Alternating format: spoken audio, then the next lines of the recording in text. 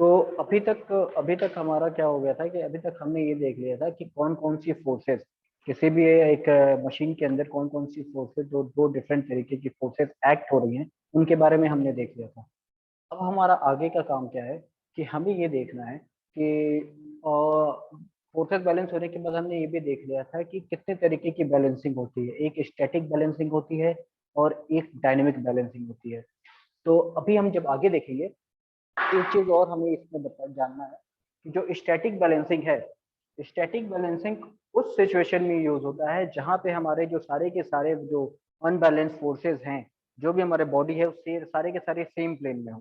ठीक है, जो जिन बॉडी को हमें बैलेंस करना है, जो अनबैलेंस फोर्सेस को बैलेंस करना है, वो अगर सेम प्लेन में है तो वहां पे हम स्टैटिक फोर्सेस का यूज करते हैं, स्टैटिक बैलेंसिंग यूज करते हैं। और जब हमारे प्लेन जो जो डिफरेंट मासेस हैं, अभी हमें ये आगे अभी अभी उतने अच्छे तरीके से नहीं समझ में आएगा। अभी हम जैसे ही आगे बढ़ेंगे इस पे स्टैटिक बैलेंसिंग और डायनेमिक बैलेंसिंग जब पढ़ेंगे तो वो हमें और अच्छे से समझ में आएगा कि सेम प्लेन में कहने का मतलब क्या है और सेम प्लेन में न कहने का मतलब क्या है। लेकिन अभी बस इतना याद रखना कि स्टैटिक बैलेंसिंग हम जब बॉडी हमारी सेम प्लेन में होती है तब हम यूज करते हैं, क्योंकि उसी केस में हमारा डेल्टा एम जीरो हो जाता है। और डायनेमिक बैलेंसिंग हम तब यूज करते हैं जब हमारी बॉडीज जो है डिफरेंट प्लेन्स में होती हैं, डिफरेंट प्लेन्स में होती हैं। ठीक है, एक चीज याद रखना।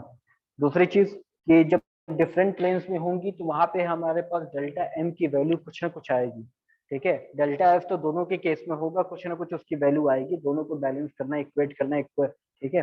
अब हमें आगे देखना है कि सबसे पहले हमें स्टैटिक बैलेंसिंग करनी है। ठीक है, सबसे पहले, और हमारा अभी अभी मेनली फोकस हमारा सिर्फ रोटरी बैलेंसिंग पे है, मतलब रोटेटिंग बॉडी के बैलेंसिंग पे है। ठीक है, और किसी भी बैलेंसिंग पे नहीं है। ठीक है, जब रोटरी बैलेंसिंग हमारा खत्म हो जाएगा उसके बाद हम रेसिप्रोकेटिंग बैलेंसिंग की बात करेंगे।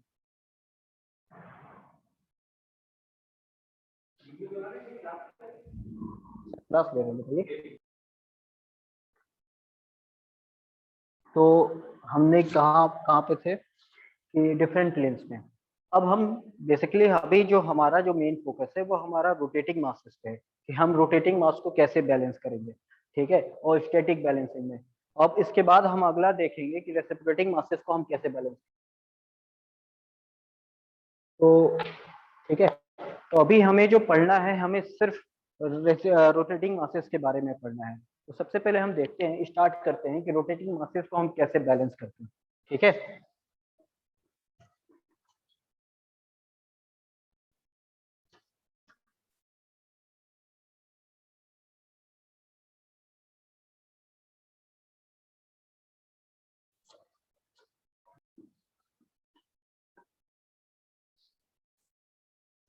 रोटेटिंग मासेस को हम कैसे बैलेंस करते हैं हम ये देखते हैं। जैसे एज्यूम कर लेते हैं कि हमारे ये बॉडी है।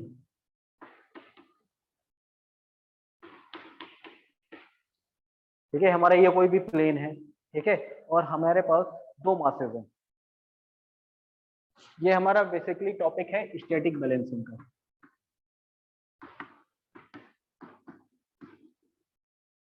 स्टैटिक बैलेंसिंग मतलब जब सारे के सारे जो मासेस हैं हमारे सेम प्लेन में, इसमें हम सिर्फ फोर्सेस को इक्वेट करते हैं। ठीक, फोर्सेस को इक्वेट करते हैं। जैसे कि अगर हम ये अज्यूम कर लेते हैं कि हमारे पास मान लो एक r1 डिस्टेंस पे ये एक m1 मास है, r1 डिस्टेंस पे, और ये r2 डिस्टेंस पे एक m2 मास है। ठीक है, ठीक है, हमें इन दोनों मासेस को बैलेंस करना है। तो हम क्या करेंगे, बताओ, हम क्या करेंगे।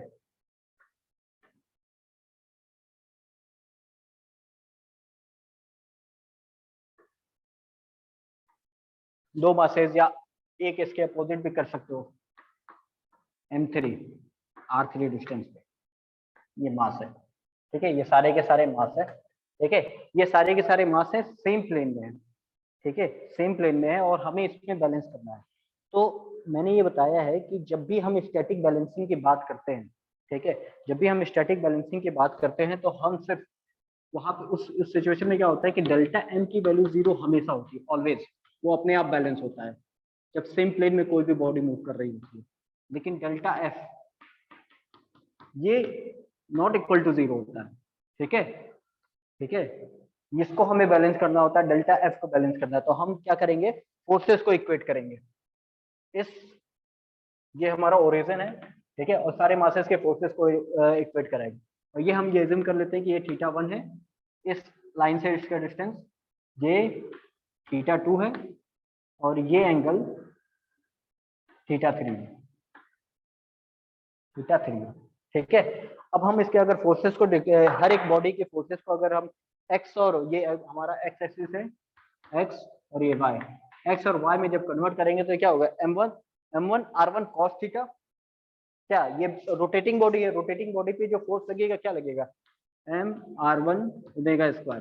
ठीक, अगर एंगुलर वेलोसिटी इसकी ओमेगा है, m r1 ओमेगा स्क्वायर। ठीक है, तो अगर हम पहले बॉडी को देखते हैं और उसका एक्स एक्सिस में अगर निकालते हैं, f1x इक्वल टू क्या हो जाएगा, m1 r1 omega square cos θ1।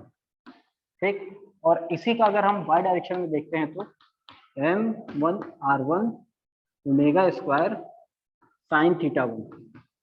ठीक, ठीक उसी तरीके से अगर हम दूसरे बॉडी को देखते हैं x डायरेक्शन में, ये बॉडी, इसका जब हम x डायरेक्शन में जब वैल्यू निकालेंगे क्या होगा, कंपोनेंट निकालेंगे फोर्स का, m2 r2 omega square cos θ2। ठीक, उसी तरीके से f2y के डायरेक्शन में देखेंगे तो m2 r2 omega square sin θ2। ठीक है, ये दोनों का निकल गया। इसी तरीके से हम तीसरे वाले का भी निकालेंगे। ठीक है, तीसरे वाले का क्या होगा,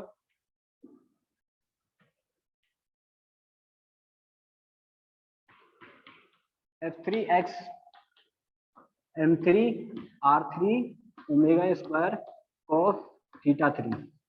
ठीक, और f3y डायरेक्शन में m3 r3 omega square sin θ3। ठीक, अब हमें क्या करना है, स्टैटिक बैलेंसिंग के लिए, y direction x direction, static balancing के लिए हम क्या करेंगे, सारे के सारे फोर्सेस को मतलब F इक्वल टू 0 करेंगे। ठीक है, इक्वल टू 0 करेंगे। इक्वल टू 0 क्यों, इक्वल टू 0 नहीं करेंगे, मतलब कहने का मतलब है, अब हम इसमें ये एज्यूम करेंगे कि ये जो भी फोर्सेस हैं, जो भी एक्स डायरेक्शन में फोर्स है, जो सबमिशन इनका एक्स डायरेक्शन में फोर्सेस हैं, वो m हमने एक मास माना कि एक हमारा मास है, जो इन सारे बैलेंसेस को, मान लो यहाँ पे अगर हम ये मानते हैं, यहाँ पे कोई मास है mb rb डिस्टेंस पे। ठीक है, और ये एंगल मान लो थीटा भी है, जो हम बैलेंस करना, हम ये एज्यूम करते हैं कि जो भी बैलेंसेस, जो भी फोर्सेस हो रही हैं, जो भी अनबैलेंस फोर्सेस हो रही हैं, उनको बैलेंस करने के लिए हमने एक आरबी डिस्टेंस पे एमबी मास का एक हमने एलिमेंट रखा है, एक मास रखा, जो इन सारे फोर्सेस को बैलेंस कर रहा है। तो एक चीज देखोगे कि जो भी हम बाकी सारे फोर्सेस का जो भी एक्स कंपोनेंट होगा, m v r omega omega square cos theta b, ये इसके बराबर होगा उसका एक्स कंपोनेंट। ठीक है, उसी तरीके से सारे बाकी जो फोर्सेस जो हमारे पास गिवन थे, उनके वाई कंपोनेंट का m B are b omega square sine theta b, ये होगा। ठीक है, ये दोनों चीजें समझ में आई कि ये दोनों के दोनों इसके इक्वल होंगे। जो भी हमने इससे पहले इसका एक्स कंपोनेंट निकाला, इसका एक्स कंपोनेंट निकाला, इसका एक्स कंपोनेंट निकाला, ये सारे के सारे को बैलेंस करने के लिए हमने इसको यूज किया था कि हम ये एज्यूम करते हैं, जैसे हमारे पास 3 मासेस हैं, रोटेटिंग मासेस रोटेट कर रही हैं। ठीक है, तो हमने क्या किया, ठीक है, ये 3 मासेस हमारे एक सेम प्लेन में है, तो हम ये एज्यूम करते हैं कि ठीक उसी प्लेन में हमारे पास एक एमबी मास का एक बॉल है। ठीक है, या रोटेटिंग मास है, सेम एंगुलर वेलोसिटी से उन्हीं के साथ रोटेट कर रहा है, एमबी मास का है, आरबी डिस्टेंस पे है, जो इसको पूरी तरीके से सिस्टम को बैलेंस कर रहा है। हमें फाइंड आउट क्या करना है, हमें फाइंड आउट करना है आरबी और एमबी। ठीक है, तो हमने स्टैटिक बैलेंसिंग में हमने ये पढ़ा था कि अगर कोई भी हम बैलेंसिंग मास सिस्टम रखते हैं, ठीक है, सेम प्लेन में है, स्टैटिक बैलेंसिंग में क्या, तो सारे के सारे जो उसके फोर्सेस लग रहे हैं, सारे के सारे जो फोर्सेस उसके लग रहे हैं, वो सारे के सारे इक्वल होंगे इसके, डेल्टा एफ उससे 0 होगा। तो अगर हम इसके भी मासेस को कंसीडर करते हैं, हम ये सब एज्यूम कर लेते हैं कि पूरा पूरा हमारा एक सिस्टम है, तो ये डेल्टा एफ एक्स, ठीक है, ये इन सबों से इसका इसका इसका इसके बराबर होगा या माइनस के फॉर्म में माइनस होगा, क्योंकि ये सारे जब इधर आएगा तो इक्वल टू 0 हो जाएगा। ठीक है, जब इस साइड आएगा एलएचएस के साइड आएगा तो वो इज इक्वल टू 0 हो जाएगा, तभी हमारा स्टेटमेंट सेटिस्फाई करेगा ये वाला delta f is equal to 0, ये सेटिस्फाई करेगा, ये हमारा तभी सेटिस्फाई करेगा। उसी तरह जब हम उसका y कंपोनेंट बाकी तीनों का निकालेंगे और इसका भी निकालेंगे, उन सभी का समेशन हमारा इक्वल टू 0 होना चाहिए माइनस में। ठीक है, मैंने माइनस पहले भूल गया था, ये माइनस में होगा। ठीक है, इस सारे का समेशन 0 होना चाहिए। ठीक है, तो अब हम एक काम करते हैं, हम इसके सारे के समेशन को लिखते हैं एक एक करके बारी बारी।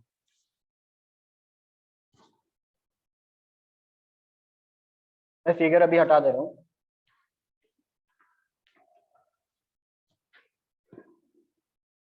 सबसे पहले हम x कंपोनेंट को देखते हैं, fx इक्वल टू 0। तो सबसे पहले का क्या आएगा, m1 r1 omega square cos theta 1 plus m2 r2 omega square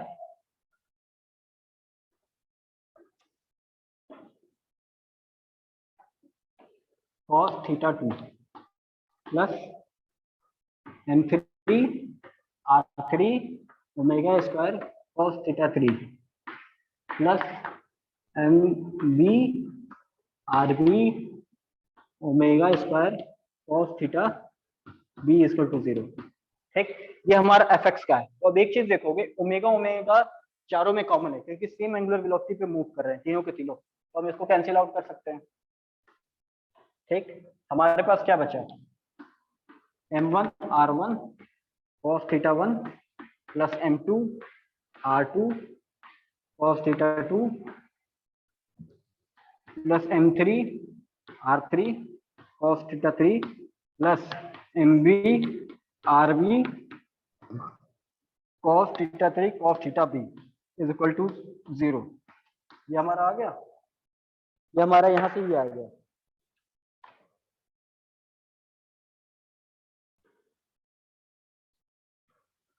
ये हमारा यहाँ से ये एक रिलेशन आ गया। तो हम ये कह सकते हैं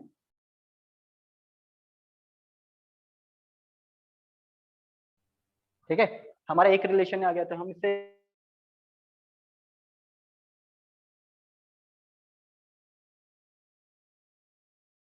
इक्वल टू क्या हो गया, एम आर कॉस थीटा, यहाँ पे आई की वैल्यू 1 से कितने मार्क्स तक 3। ठीक, हम इसको इस तरह लिख सकते हैं, इस तरीके से लिख सकते हैं, समेशन लिख लिया, ये एक है, ये यहाँ से इसका टर्म है। ठीक है, हम इसको इस तरीके से लिख सकते हैं, M B are b cos theta B is equal to minus of summation m are cos theta. ठीक है, आई की वैल्यू 1 से 3 तक, मतलब इसका समेशन इसका इसका और इसका समेशन इसके बराबर हो जाएगा। ठीक उसी तरीके से जब हम एफ वाई को इक्वेट करेंगे, ठीक उसी तरीके से जब हम y एक्सिस के अलोंग सारे फोर्सेस को इक्वेट करेंगे तो क्या मिलेगा हमें, सिग्मा पाई इक्वल टू 0। तो यहाँ से हमें क्या मिलेगा, m B are b sine theta B is equal to minus of sigma m are sine theta. ठीक है, और आई की वैल्यू 1 से 3 जाएगी। ठीक है, आई की वैल्यू 1 से 3 जाएगी। ठीक है, ये हमारा क्या मिल गया, y एक्सिस के अलोंग समेशन ऑफ फोर्सेज है, मैंने कुछ नहीं किया, बस समेशन निकाला, समेशन निकाला जो इससे पहले निकाला था उसी तरह समेशन निकाला। ठीक है, अब हमें क्या चाहिए, हमें चाहिए एम बी और आरबी की वैल्यू हमें फाइंड आउट करनी है। तो एक काम करो, एक चीज देखो इसमें, हम एक चीज देखेंगे कि ये cos थीटा, ये sin थीटा। ठीक है, उसी तरह अगर हम दोनों ये अगर इक्वेशन फर्स्ट को हम ये मान लें, इक्वेशन 2 को ये मान लें, ठीक है, इसका स्क्वायर करके इसका स्क्वायर करके अगर हम इन दोनों को ऐड अप कर दें, ठीक है, इन दोनों को ऐड अप कर दें तो हमारे पास क्या आ जाएगा, इन दोनों को अगर हम ऐड करते हैं स्क्वायर करके तो M B square are B square cos square theta B is equal to minus of summation I की 1 to 3 M are cos theta का whole square plus minus summation of I की value 1 से 3 M are sine theta का whole square. ठीक, ये दोनों summation में आ जाएंगे, प्लस यहाँ पे और आएगा, ये यहाँ पे प्लस आएगा m square m B r square are b sine square theta. ठीक, अब ये देखो ये दोनों के दोनों टर्म सेम है, sine square theta cos square theta की वैल्यू 1 हो जाएगी। ठीक है, sine square theta cos square theta की वैल्यू 1 हो जाएगी।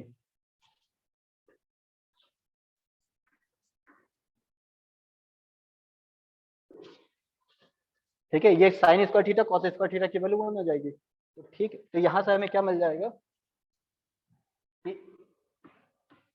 N R B square cos square theta B plus sine square theta B is equal to summation of M are cos theta का whole square plus summation of M are sine theta का whole square. ठीक, इन दोनों का summation आ जाएगा। ठीक है, तो ये चीज तो 1 हो गई, सीधे के सीधे 1 हो जाएगी। तो यहां से हम क्या लिख सकते हैं, M B are B is equal to under root of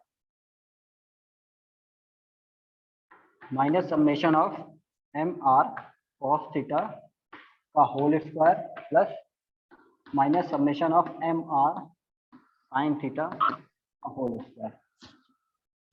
square. ठीक है, तो यहाँ से ये सारी वैल्यू तुम्हें पता है, cos थीटा और m1 r1 ये सारी चीजें हमें पता है पहले से, गिवन होगा क्वेश्चन में। ठीक है, गिवन होगा क्वेश्चन में। तो यहाँ से हम m b into r b की वैल्यू फाइंड आउट कर लेंगे। ठीक है, m b into r b की वैल्यू फाइंड आउट कर लेंगे। ठीक है, और दूसरा अब हमें दूसरी चीज ये फाइंड आउट करनी है कि किस एंगल पे होगा, क्योंकि जब हम ड्रॉ करेंगे वो किस एंगल पे जाके उसको वो करेगा वो भी हमें फाइंड आउट करना है। वो कैसे फाइंड आउट करेगा, टेन थीटा बी टेन। ठीक है, वो हमें फाइंड आउट करना है। यहाँ से तो हमें आर बी और एम बी की वैल्यू फाइंड आउट हो जाएगी। अब हमें एंगल किस एंगल पे वो होगा, तो हम देखो tan theta b equal to क्या होता है। ठीक है, equal to m B are b sine theta b upon value find out कर लोगे क्योंकि उसके समेशन के बराबर ये होगा, minus m B are b sine theta b, ये इसके बराबर हो जाएगी। ठीक है, ये इसके बराबर होगी, माइनस समेशन माइनस, यहाँ समेशन माइनस। ठीक है, यहाँ से हमें टेन थीटा बी उसके बारे में पता चल जाएगा। अभी हम जब इस पे एक न्यूमेरिकल लगाएंगे तो तुम्हें और अच्छे से समझ में आएगा कि कैसे सॉल्व हो रहा है। ठीक है, ये और अच्छे से समझ में आएगा। तो ये टेन थीटा भी हमें आराम से यहाँ से मिल जाएगा। ठीक है, टेन थीटा भी हमें यहाँ पे आराम से मिल जाएगा। बस एक चीज याद रखना कि जो फाइनल साइन ऑफ न्यूमरेटर और डिनोमिनेटर होता है वही डिसाइड करता है क्वाड्रेंट किस क्वाड्रेंट में हमारा है। वो अभी हम न्यूमेरिकल लगाएंगे तो वो समझ में आ जाएगा अच्छे से। तो ठीक है, एक क्वेश्चन है कि 4 मासेस, ठीक है, 4 masses m1 m2 m3 m4 are, उनके मासेस दे रखे हैं। ठीक है, और उनके करस्पॉन्डिंग रेडियस ऑफ रोटेशन भी दे रखे हैं। रेडियस ऑफ रोटेशन किस रेडियस में रोटेट कर रहे हैं ये भी दे रखा है। ठीक है, और angles between successive masses are वो भी दे रखा है। तो find the position and magnitude of the balance mass required अगर उसका रेडियस 0.2 मीटर है। ठीक है, मैं इसका फिगर को ड्रा करता हूँ। ये सिंपल सेम प्लेन पे है। ठीक है, सेम प्लेन पे क्वेश्चन है ये पूरे का पूरा। देखो कहता क्या है कि 4 मासेस है। सबसे पहले तो हमें हमारा प्लेन बनाना होगा, किस प्लेन में है। 4 मासेस है, मैं यहाँ पे लिख देता हूँ मास m1 m2 m3 m4। ठीक है, m1 की वैल्यू कितनी है, m1 200 kg की है, m1 200 kg है, 300 kg m2 है, 240 m3 है और 260 m4 है। ठीक, और इसका R1 R2 ये सारी भी चीजें लिख देता हूँ। R1 0.2 मीटर, 0.15 मीटर, 0.25 मीटर, और R3 है, R4 है 0.3 मीटर। ठीक है, ये इतनी चीजें दे रखी हैं। ठीक है, हाँ, और दूसरा चीज ये दे रखा है, अब हमें ये पहले ड्रॉ कर लेते हैं। और एक चीज और दे रखा है कि and the angles between successive masses, मतलब M1 और M2 के बीच का एंगल क्या है, 45 डिग्री। ठीक, सक्सेसिव मासेस के बीच में। फिर M2 और M3 के बीच का एंगल 75 डिग्री है। ठीक, और M3 और M4 के बीच का एंगल 115 डिग्री है। ठीक, ये ऐसे क्वेश्चन देगा तुम्हें। ठीक है, तुम्हें अब निकालना है कि तुम्हारा जो बैलेंस, जो इन तीनों चारों मासेस को बैलेंस करने के लिए जो तुम मास यूज करोगे, उसका मास कितना है। अगर इफ उसका रेडियस ऑफ रोटेशन, मतलब आरबी अगर हम मान लेते हैं, उसका रेडियस ऑफ रोटेशन है तुम्हारा 0.2 मीटर। अगर उसका रेडियस ऑफ रोटेशन हमारा 0.2 मीटर है, तो हम सबसे पहले तो इसका स्पेस डायग्राम बनाएंगे। ठीक है, M1 हम ये एज्यूम करेंगे कि M1 जो है हमारा हॉरिजॉन्टल है, ये M1। ठीक, ये R1 है इसका। अब हमसे ये बोल रहा है M1 और M2 के बीच में 45 डिग्री का एंगल है, तो 45 डिग्री किधर होगा, ये कुछ ऐसे होगा, M2 R2, ये 45 डिग्री। ठीक, M1 R2 की वैल्यू हमें पता है। फिर M2 और M3 के बीच में हमारा क्या है, 75 डिग्री का एंगल है, 75 डिग्री। तो ये देखो, ये तुम्हारा यहाँ पे कुछ 90 होगा, तो 75 कुछ कहीं है यहाँ पे होगा, M3 मान लो, M3 R3। ठीक, ये एंगल 45 डिग्री है, ये एंगल, इन दोनों के बीच का एंगल 75 डिग्री। ठीक है, ये तुम्हारा y एक्सिस है और ये तुम्हारा इधर x एक्सिस है। ठीक, M3 हो गया। M4 तुम्हारा 260 kg का है, और M3 और M4 के बीच में 115 डिग्री का एंगल है, मतलब 90 डिग्री से ऊपर जाना है। मतलब यहाँ पे करीब 75 है ना, तो 45 ये 45 और प्लस 30 यहाँ पे आ जाएगा। 30 एंगल यहाँ से इस वर्टिकल एक्सिस इसकी एंगल कितनी होगी, 30 डिग्री होगी। 30 है तो 60 ये 60 ये 90 है, 90 और 60 कितना होगा, हमें कितना जाना, 115 जाना है। तो 60 प्लस 60 से कम, मतलब ये अप्रोक्सीमेटली यहाँ पे आएगा। ठीक, ये कितना एंगल है, 115 डिग्री। ठीक, यहाँ पे हमारा M4 हो जाएगा और R4 हो जाएगा। ठीक, ये हमारे स्पेस में ऐसे हमारे डायग्राम बनेंगे। ठीक है, चारों के चारों डायग्राम हमें ऐसे बनेंगे। ठीक है, अब हमें क्या करना है, हमें सिंस के सेम प्लेन का क्वेश्चन है, तो हमें क्या करना होगा, हमें हमें बैलेंस निकालना होगा। ठीक है, हम ये एज्यूम कर लेंगे कि हमारा जो आरबी और एमबी जो है, जो हमें मास निकालना है, वो कहीं भी है, हमारा किसी भी सिस्टम पे है।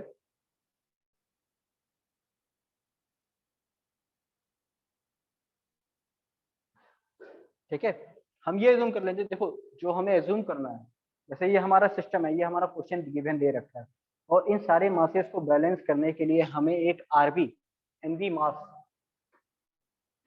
एमबी मास की वैल्यू फाइंड आउट करनी है। उसका आरबी डिस्टेंस दे रखा है, आरबी डिस्टेंस दे रखा है। ठीक है, आरबी उसका रेडियस ऑफ रोटेशन दे रखा है। एंगुलर वेलोसिटी, सिंस की ये रोटेटिंग मास है, तो सारे के सारे मासेस की एंगुलर वेलोसिटी जो है वो हमेशा सेम होगी रोटेटिंग मास के केस में। तो इसका रोटेटिंग मास हमेशा सेम, एंगुलर वेलोसिटी हमेशा सेम होगा। ठीक है, अब हमें ये निकालना है कि एमबी की वैल्यू क्या होगी। तो सेम वही चीज प्रोसीजर है, delta F equal to 0, same वही प्रोसीजर। हम ये पहले एज्यूम कर लेंगे कि हमारा जो आरबी एमबी जो है वो किसी एंगल थीटा पे है, या थीटा 1 कह लो या कुछ भी कह लो, थीटा पे है। उन सारे को इक्वेट करेंगे जो इससे पहले निकाला था। तो अभी तो उतना टाइम नहीं बचा है, 3 ही 4 मिनट है, तो अभी हो नहीं पाएगा। तो इस क्वेश्चन को आप लोग ट्राई करिएगा, और कल मैं इस क्वेश्चन का सॉल्यूशन पूरा बताऊंगा। ठीक है।